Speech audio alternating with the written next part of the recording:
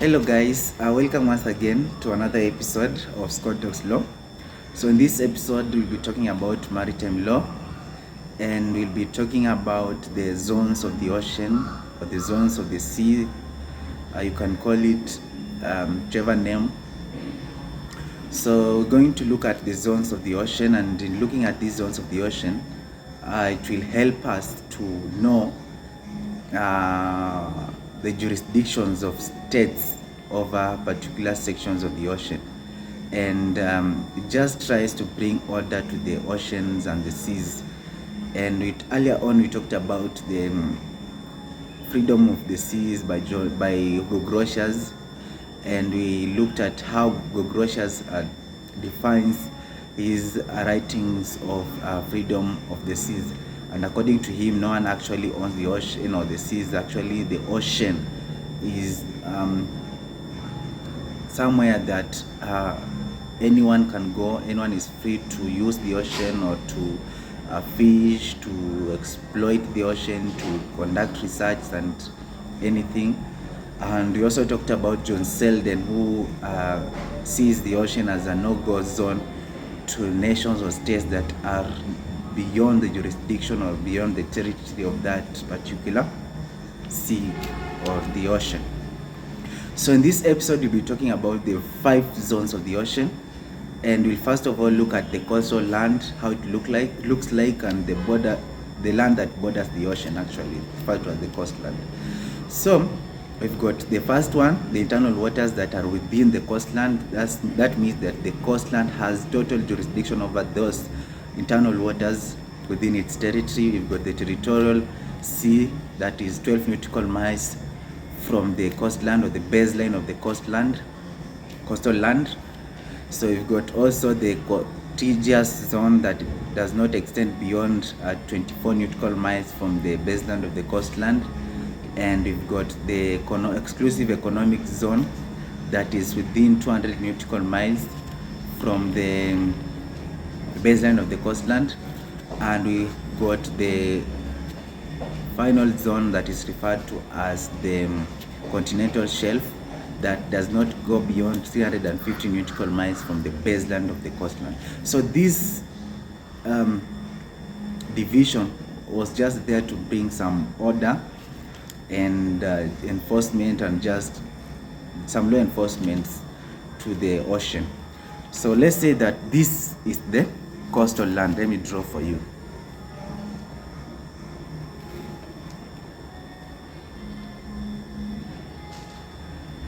So let's say this one here is the coastal land.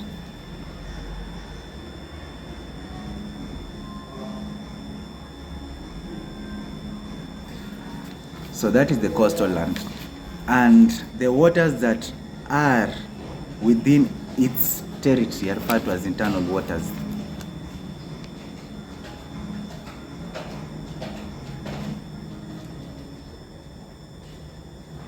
So the coastal land has got exclusive jurisdiction over these internal waters within its territory. So we've got this one here, over here.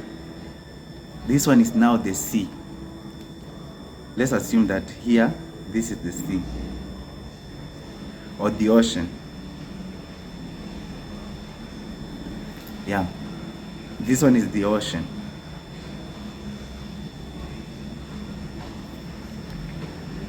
And this one is the baseline of the coastline. The coastland, baseline, yeah. So like here. So the first zone is referred to as the Territorial Sea, and it is within 12 nautical miles. This one is the Territorial Sea.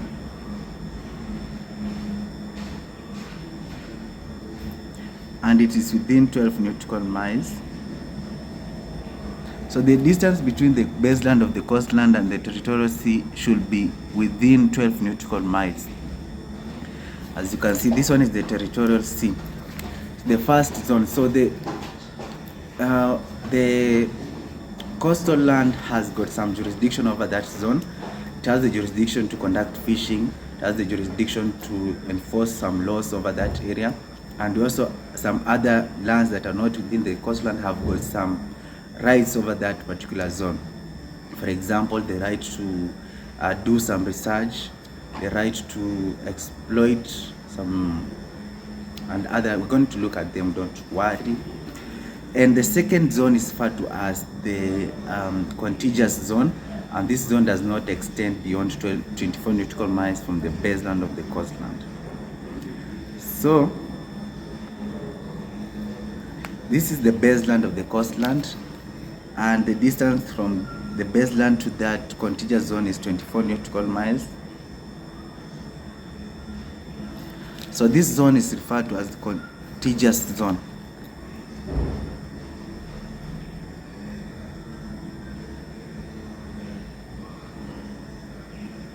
So that zone is contegious, is referred to as contegious zone. And you're also going to look at the rights of those states or the jurisdiction of the coastal land over that contegious zone. So another zone is referred to as the exclusive economic zone, and this one is within 200 nautical miles from the baseline. So it's referred to as exclusive economic zone.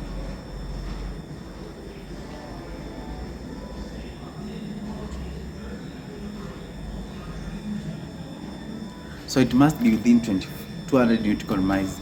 And here, any state has got rights over that particular zone: right to fish, right to do research, right to exploit, explore, and other things.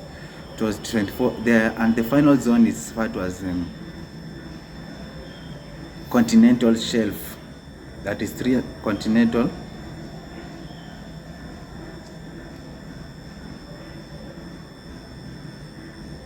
And this one is within 350. The distance between the baseline of the coastal land and the continental shelf is 350 nautical miles. So there it is. This one is the continental shelf. This one over here is the exclusive economic zone.